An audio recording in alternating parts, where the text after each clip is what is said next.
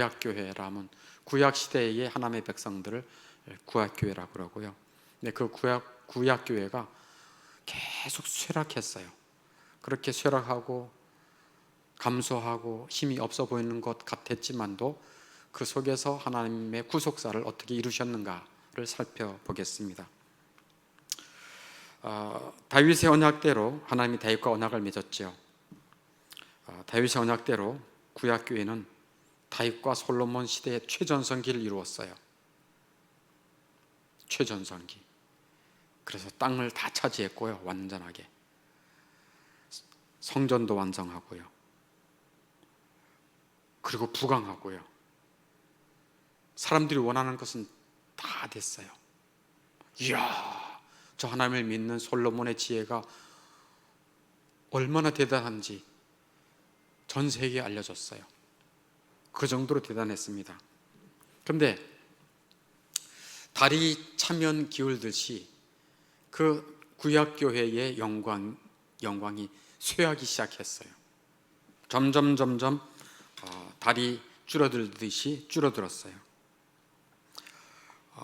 구약교회의 영광은 그리스도께서 오실 때까지 계속해서 작아지고 또 작아지고 또 작아졌어요.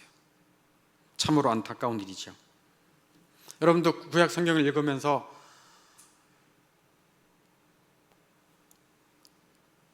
그 다윗의 다음 후손 왕들이 그렇게 타락하고 나라가 또 망하고 그런 모습들을 보면서 어떤 생각을 하셨나요? 참 안타까운 마음이 있었죠. 이렇게 구약교회의 부흥과 영광이 허물어졌어요. 특별히 솔로몬 통치 후반기부터 영적인 상황은 아주 나빠지기 시작했습니다. 솔로몬이 이방 여인들을 아내로 맞이하면서 그 여인들의 영향으로 솔로몬이 타락하게 됐어요. 급기야 하나님을 섬기지 않고 솔로몬이 우상 숭배에 떨어지게 됐어요. 그런 일이 있을 수 있다고요? 네. 오늘 읽었던 성경 열왕기상 11장 4절 이하에 말씀하고 있어요. 솔로몬이 나이가 많을 때 그 여인들이 그의 마음을 돌려 다른 신들을 따르게 하였으므로 그의 하나님 여호와 앞에 온전하지 못하였다, 이렇게 말하고 있어요. 그러니까 어떻게 해서 솔로몬의 마음이 하나님께로부터 떠났다고요?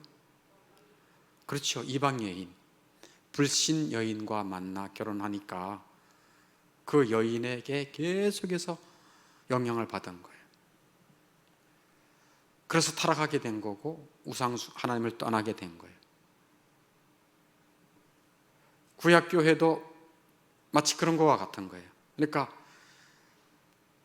우리 집 딸이 불신 남자와 결혼했어. 그러면 불신앙으로 빠지는 거예요. 교회에서 떠나게 되는 것이고 하나님을 떠나는 것이고 우상 숭배에 빠지고 세상에 빠지는 거예요. 죽음의 길로 가는 거예요. 내 아들이 불신 여자와 결혼했다. 똑같아요. 불신앙의 길로 갈 수밖에 없어요. 그토록 강하고 지혜로웠던 솔로몬의 영광은 크게 어두워졌습니다. 동시에 그의 나라가 문제가 생기기 시작했어요. 그의 나라에. 그러니까 그 가정에 문제가 생기기 시작하는 거예요. 불신자와 결혼할 때 이미 그 가정은 문제가 생기기 시작하는 거예요. 여러분의 자손들, 배우자 유념하게 잘 살펴보셔야 돼요. 교회만 다닌다고 좋은 게 아닙니다. 정말 주님을 믿고 경외하는지 잘 따져야 됩니다. 그토록 강하고 지혜롭던 솔로몬이 불신 아내의 영향을 받아 지혜가 어두워지고 하나님을 떠나게 됐어요. 그의 나라도 문제가 생기기 시작했죠. 급기야 솔로몬이 죽은 다음에는 그 나라가 어떻게 됐습니까?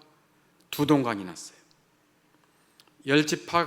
북쪽 열지파가 반역을 일으켜서 떠났고 다윗 왕가에 복종하기를 거부했어요. 그리고 떨어져 나간 북이스라엘은 하나님을 섬기는 것을 거절하고 우상을 두었습니다. 북이스라엘 맨 북쪽의 단에다가 우상을 만들고 맨 남쪽 베델에다 우상을 만들어서 우상 숭배를 하게 됐어요. 이런 일이 일어난 후에 북쪽 열지파의 인구는 북의 여로보암 왕과 남의 아비야 왕이 싸웠는데 북과 남이 서로 한 형제가 싸우는 거예요. 싸움으로 인해서 북쪽 나라 50만 명이 인구가 확 줄었어요. 그 이후부터 그 인구가 불어날 수가 없었어요. 거의 회복하지 못했습니다. 북쪽 열지파는 결국 여로보암 왕 이래 하나님에 대한 참된 예배를 포기했고, 남쪽 유다도 크게 타락해서 어느 때보다도 부패가 타락이 남쪽 구석구석에 퍼지게 됐습니다. 북쪽은 가장 우상 숭배를 가장 강하게 했던 왕 이름은 우리 알고 있죠. 아합 왕. 아합 왕 때 바알 우상을 전 국민이 이렇게 섬기는 거예요. 마치 저 북한이 김일성과 그 일당을 신 모시듯이 하듯이 말이죠. 이런 바알 숭배는 남쪽 유다 왕국에도 들어오게 되었는데, 남쪽의 여호람 왕 때에 북쪽의 아합 왕의 딸 아달랴와 여람 왕이 결혼하게 됨으로 인해서, 또 그 우상 숭배의 딸과 결혼하게 됨으로 인해서 이 남쪽에도 아주 급격히 우상 숭배가 번지게 됐어요. 이로부터 하나님은 이스라엘 땅을 잘라내버리기 시작했습니다. 이스라엘 땅을 잘라버리기 시작한 거예요. 하나님은 죄를 싫어하거든요. 잘라버립니다. 성경의 열왕기하 10장 32절에 이렇게 말씀하고 있어요. 이때 여호와께서 이스라엘에서 땅을 잘라내기 시작하시매, 땅을 잘라내서 이방인들에게 다 먹이로 다 줘요. 그래서 그 이후에 아수르 왕 더글랏 빌레셀이 북쪽 이스라엘의 모든 지역을 정복하고 차지하기 시작했어요. 열왕기하 15장 29절에 이스라엘 왕 베가 때에 아수르 왕 디글랏 빌레셀이 와서, 이 역사적으로 실제 있었던 일입니다. 이렇게 그 와서 북쪽에 이러이러한 땅을 차지했다. 아주 한때 6, 7군데 중요한 도읍들을 다 써놔 있어요. 그리고 열왕기하 17장 3절에 또 아수르 왕 살만에셀이 올라와서 이제 대부분 아수르를 포로로 끌어가 버렸어요. 그냥 수천 명이 아니고 수만 명이 아니고 100 단위로 억수로 많이 끌고 갔어요. 소 잡아가듯이 질질질 끌고 갔다, 그런 얘기예요.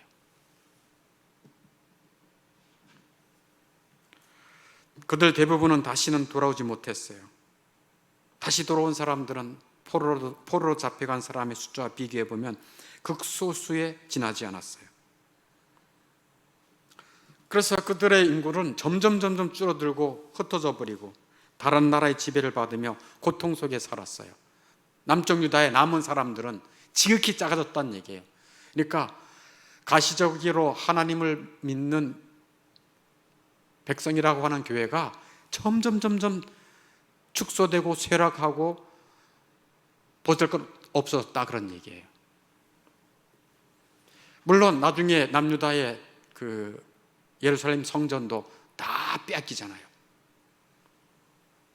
하나님이 자신의 성전을 자신의 이름이 있는 성전을 허물어뜨리시랴? 하나님은 더러워진 성전이라면 언제든지 허물어 버리십니다.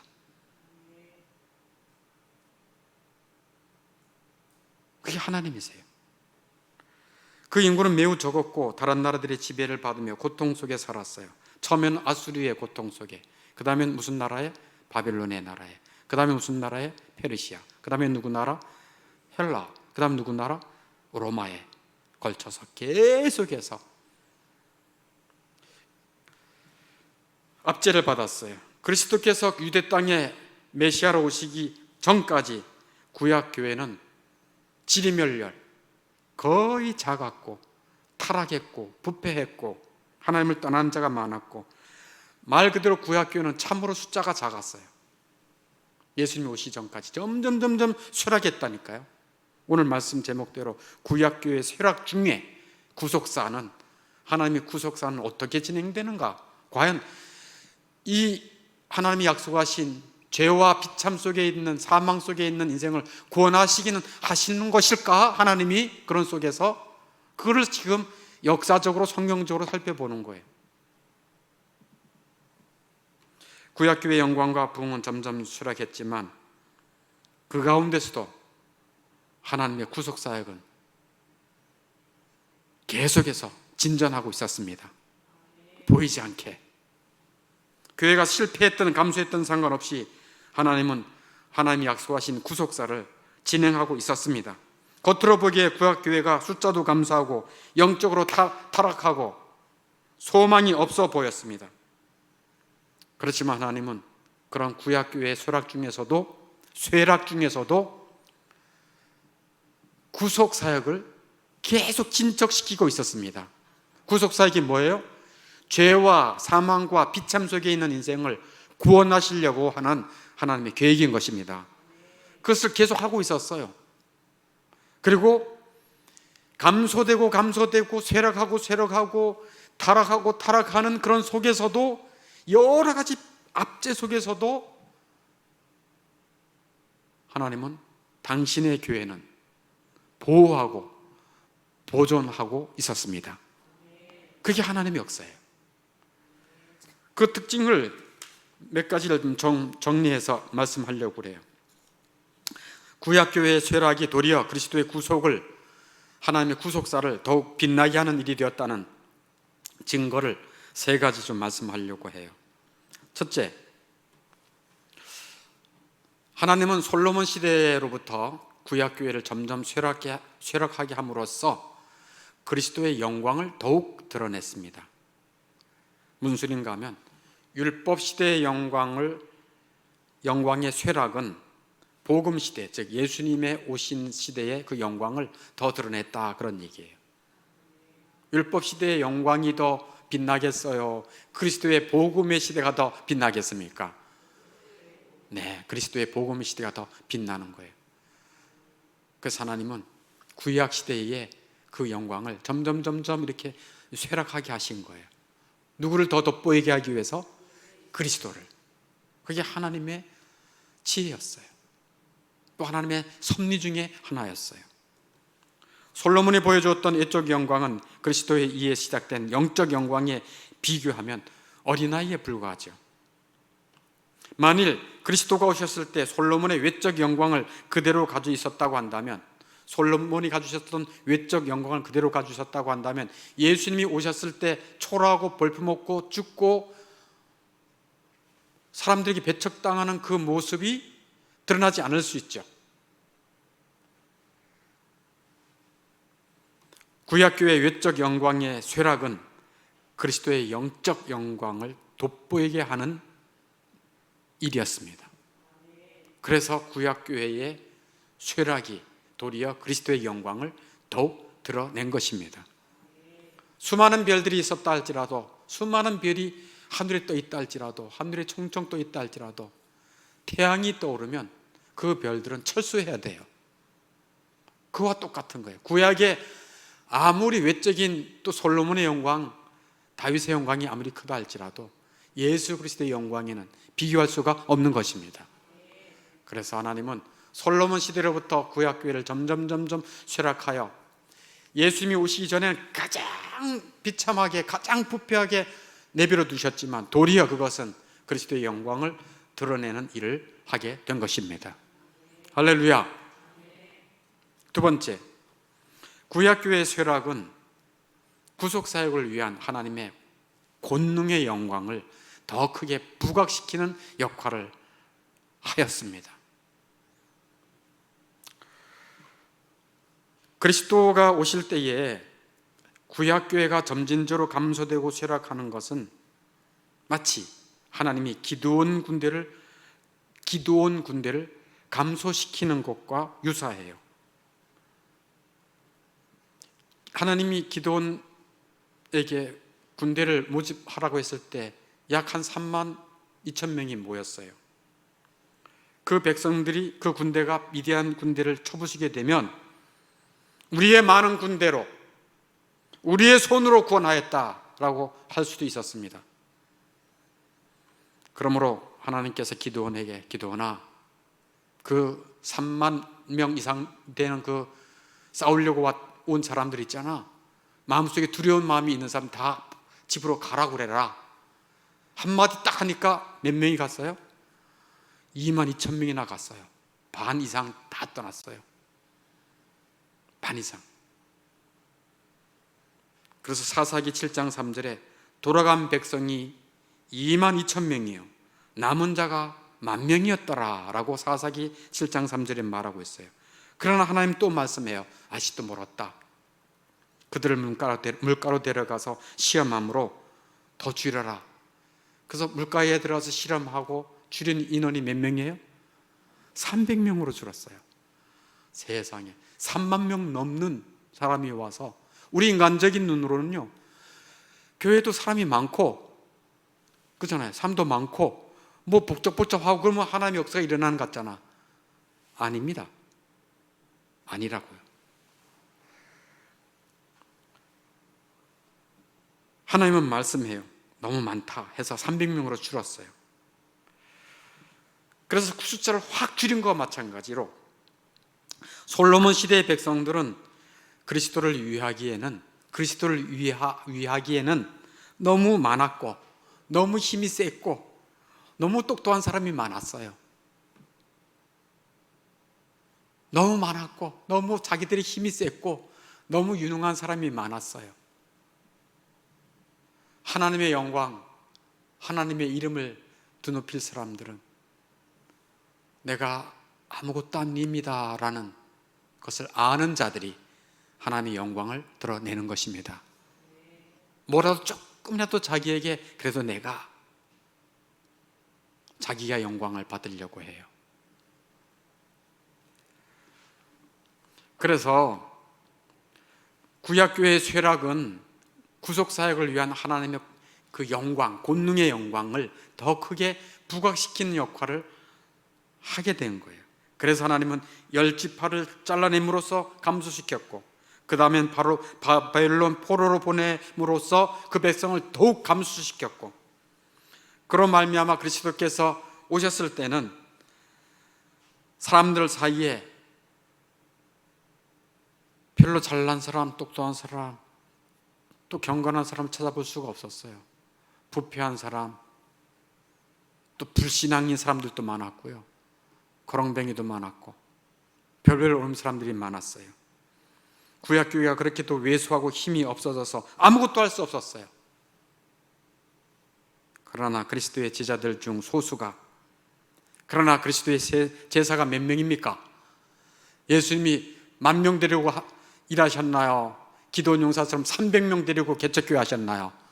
12명 데리고. 예수님이 그의 제자 소수가 세상을 복음으로 정복함으로써 하나님의 권능의 영광을 돋보이게 한 것입니다. 그게 하나님의 역사예요. 지금도 하나님의 역사는 그렇게 일어나가십니다. 각 교회 사람이 아무리 많아도요, 헌신하는 사람은 소수예요. 저희 교회도 헌신하는 사람은 소수예요. 아세요? 그게 하나님의 나라의 비밀이에요.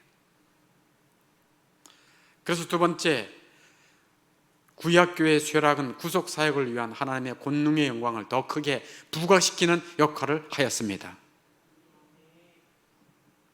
작은 자 천을 이룹니다. 약한 자 강국을 이룹니다. 마지막 세 번째, 구약교회가 쇠락하게 된 것, 그것은 구원받은 유대인들이 그들이 받은 구원을 더 영광스럽게 느끼고 센서블, 더 잘 볼 수 있도록 한 것이에요. 비저블. 구원받은 유대인이 그들이 받은 구원을 더 영광스럽게 느끼고 센서블, 더 잘 볼 수 있는 비저블 할 수 있게 해주신 거예요. 그러니까 구약교회의 쇠락. 그러니까 예수님이 오시기 전에 구약교회의 모습은 어떠했다고요? 부패한 사람도 많고 외소하고 사람도 없고 부잘 것도 없고 다 약한 사람들밖에 없었다니까요. 그래서 로마에 그때 예수님이 오셨을 때 로마가 지배하고 있었으니까 로마의 압제하에 있었던 유대인들은 그 비참한 속에 있었고 경건한 자들도 별로 없었고 유대 민족 전체가 형식주의, 미신, 죄악에 빠져 있었기 때문에 그들이 그리스도를 믿음으로 받은 구원은 더욱 귀한 것으로 느낄 수 있었어요. 그리고 이렇게 거의 예수를 믿음으로 구원받은 사람이 거의 없구나. 그런데 우리가 이렇게 있구나. 더 잘 볼 수 있었던 거예요. 왜? 없는 중에 사람이 생겨나니까 그걸 비접을 볼 수 있었던 거고, 비참 속에, 외삼 속에, 불견항 속에, 미신 속에, 죄악이 가득한 그곳에 오직 예수를 믿는 믿음의 구원이 이렇게 귀하구나라는 것을 영광스럽게 느낄 수 있게 하신 것이 구약교회의 쇠락인 것입니다. 이해되셨습니까?